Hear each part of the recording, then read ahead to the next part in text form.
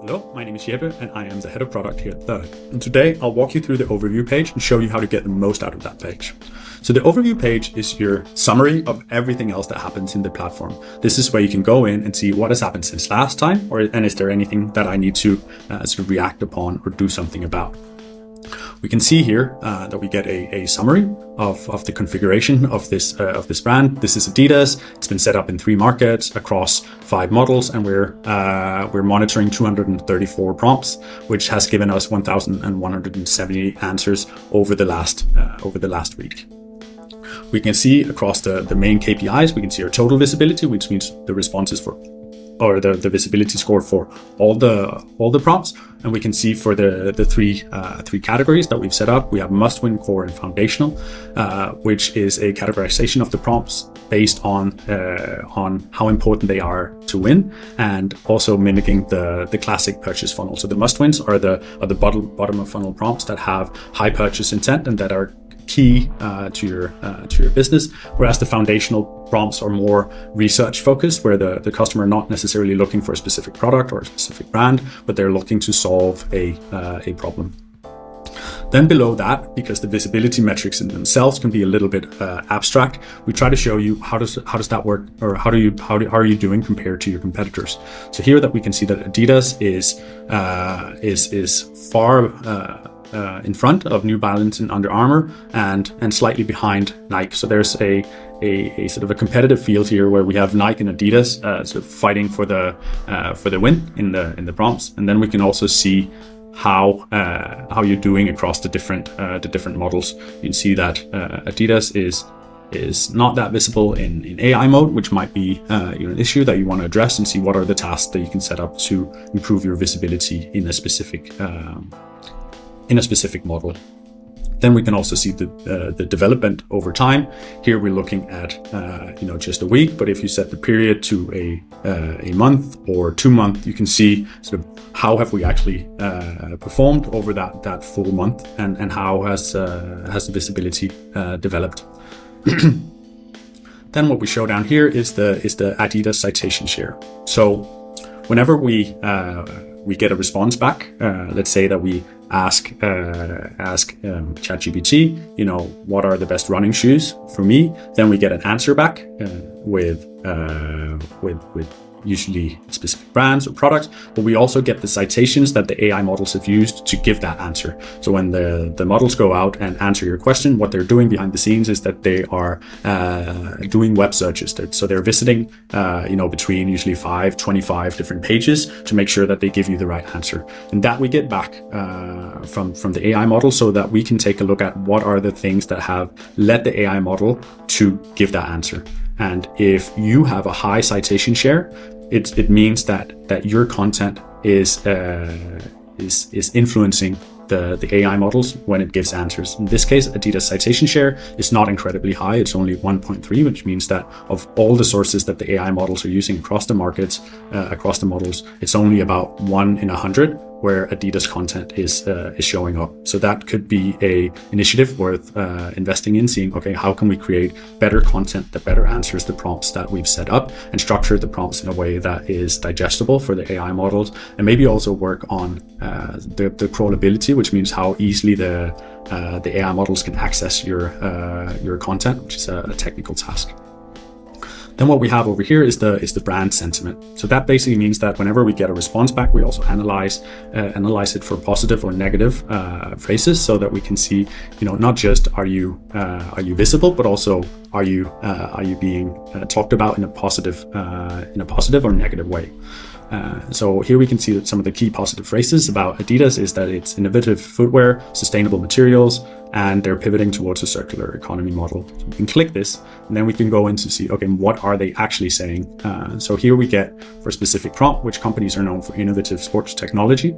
Over the past week, we've gotten these responses back, where we can see that in Gemini, scroll down, what it says is that Adidas is noted for its innovative footwear, sustainable material, and pivots towards a circular economy model. So all very positive phrases. And then if you want to dig into, why is the model actually saying that, it's likely that it's coming from one of the citation sources that we're seeing out here on the right.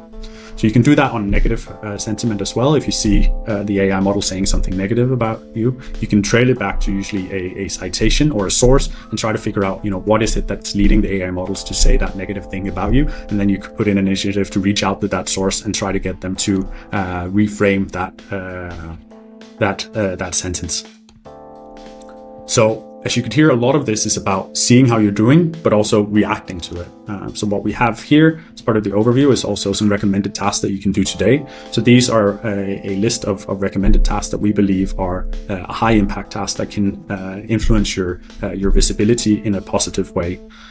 So here, if we take a look at a content coverage task, we can see that we have a prompt here, and this is in Finnish, where we're not being cited. So here we give the users a clear content brief, because we have no pages that are covering that prompt. So for each prompt, we're also taking a look at all the content that you have on your websites, and then we're doing a semantic matching to see, do you actually have content that answers this prompt? And if you don't, we recommend that you write content that answers that prompt directly, because that's a clear path towards increasing your visibility and increasing your citation share.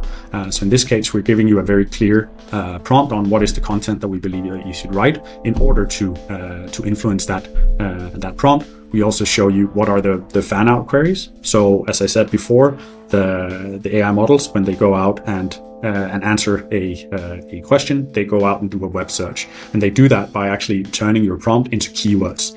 So the prompts that we've had here, they turn that into keywords, and then they go out and do that search. So if you want to ensure that or increase your chances of having your content cited for a prompt, it's a good strategy to use the keywords used by or shown here in the fan out queries and weave that into your content. Then we have some best practices on how to write content that are digestible and citable by the AI models. So all of that is basically a task that you can say, okay, I want to start working on this task. I want to do it, which means that it will land up here in your task management, and then you can basically work on it in a Kanban style, where you can move it into progress. You can assign it to your colleague, and you can move it into done when you're finished, and then you can start tracking that page that we just created. Did that start being cited after we've created it? So here are some of the recommended tasks, so that as I said, we don't just leave you with a visibility score or a metric, but we try to give you a path forward on how to solve it. Then here we can also see how we're doing across all of the different topics. So the way the configuration is set up for each one of the brands is that, of course, we have X amount of prompts that mimic real purchase behavior or real customer intent, and then we structure those into the prompts into the topics that are relevant for the brand. So in this case, we have sportswear, footwear, athletic footwear, apparel, lifestyle, which are the topics that are relevant for Adidas and that they're investigating. And here we can see that on sportswear, we're doing, they have 60% visibility, whereas in kidswear, they have 47% visibility and they drop 7%. And you can also always click on any one of these and go in and see where are the real problems. So we can see that we have some issues here in Finland, and if we filtered that on just one market, we would see just that. But this gives you a very clear direction to see where are my problems, because you don't want to focus on the prompts where you have very high visibility score, but you want to focus on the must-win prompts with a low visibility score. That's where you want to initiate your actions. And then down here below, you can see a couple of different things. You can see, what has actually happened on the team, who has performed which tasks, if we send any reports out to stakeholders. So you basically get a snapshot of, what are the things that are going on in our work streams. And then you can also see these recent events. So what we show in the recent events is, if you've published a new page, because we monitor your sitemap, the brand sitemap. So if a new page has been